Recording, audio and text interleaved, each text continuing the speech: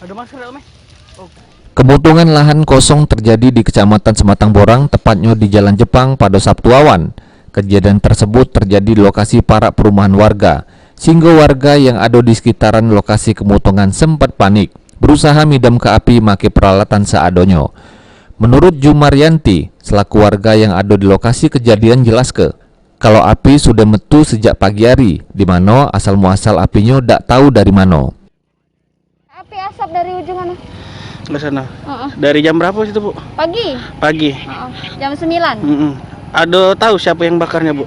Nggak tahu, itu bergerak dari semalam atau ada api dari sana. Merambat ke sininya Iya. sudah jam berapa, Bu? Pokoknya dari jam 9 itu sampai selesai ini. Dengan adanya kejadian ini harus jadi perhatian pemerintah guna mengatasi kemuntungan lahan yang masih tetap terjadi selama musim kemarau ini. Firman Hidayat, PAL TV.